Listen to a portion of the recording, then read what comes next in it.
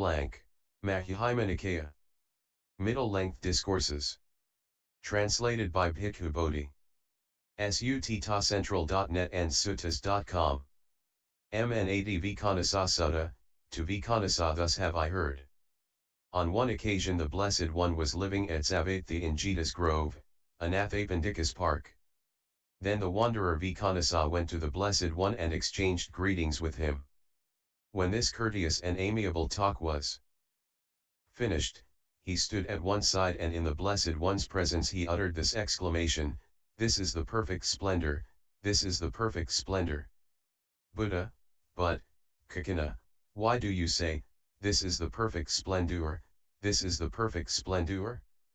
What is that perfect splendor?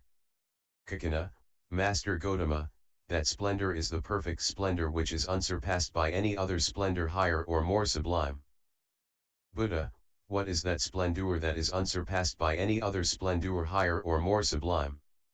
Kaccana, Master Gotama, that splendor is the perfect splendor that is unsurpassed by any other splendor higher or more sublime. Buddha, Kaccana, you might continue for a long time in this way, as Sutta 79, yet you do not indicate what that splendor is.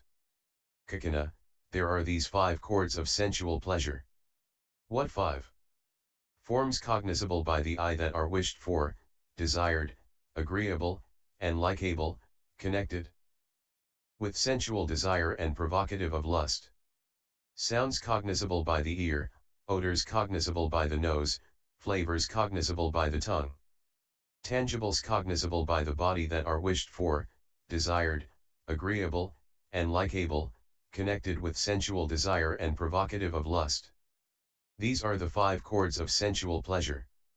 Now, Kaccana, the pleasure and joy that arise dependent on these 5 chords of sensual pleasure are called sensual pleasure. Thus sensual pleasure arises through sensual pleasures, but beyond sensual pleasure there is a pleasure higher than the sensual, and that is declared to be the highest among them.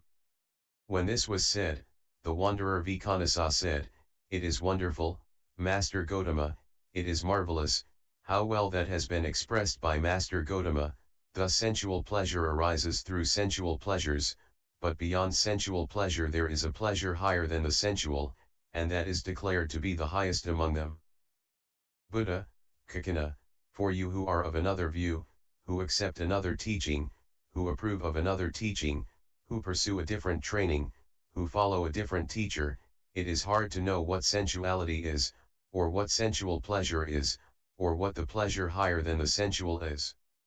But those bhikkhus who are arahants with taints destroyed, who have lived the holy life, done what had to be done, laid down the burden, reached the true goal, destroyed the fetters of being, and are completely liberated through final knowledge, it is they who would know what sensuality is, what sensual pleasure is, and what the pleasure higher than the sensual is.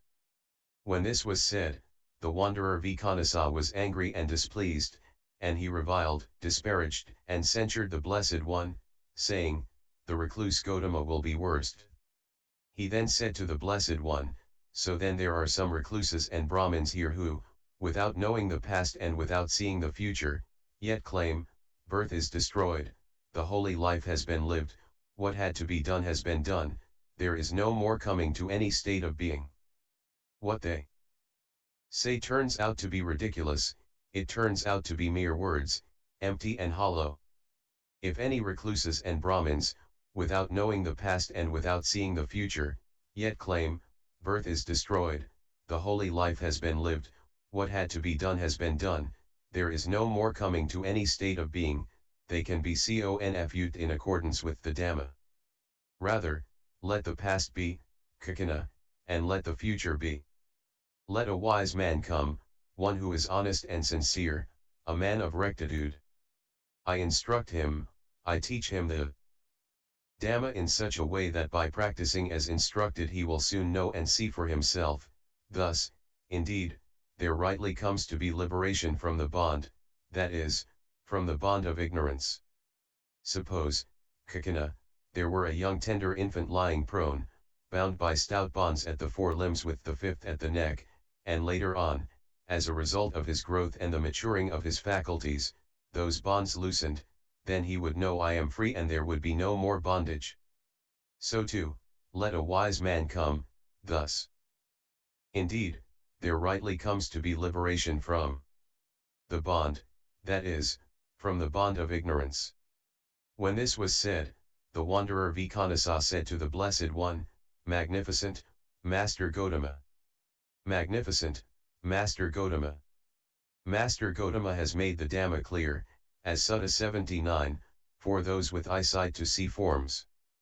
I go to Master Gotama for refuge and to the Dhamma and to the Sangha of Bhikkhus. From today let the Blessed One remember me as a lay follower who has gone to him for refuge for life. In summary, a wanderer Vekhanassa visits the Buddha at Jetavana and argues about perfection. As per Majjhima Nikaya 79, the Buddha says that what Vekhanassa defines as perfection is merely a refinement of pleasure and that only arahants can grasp the real meaning of perfection. Vekhanassa is annoyed by this statement and argued with the Buddha. The Buddha then explained the dangers of sensual pleasures and the consequences of being attached to them and the liberation through destruction of taints and bondage to ignorance. In the end, Vekhanassa was convinced by Buddha's teaching and noted on his wrong view earlier, he later became the Buddha's follower. References 1. www.accesstoinsight.org 2. https://suttascentral.net 3. The middle-length Discourses of the Buddha, Bhikkhu Bodhi, and MNX 80.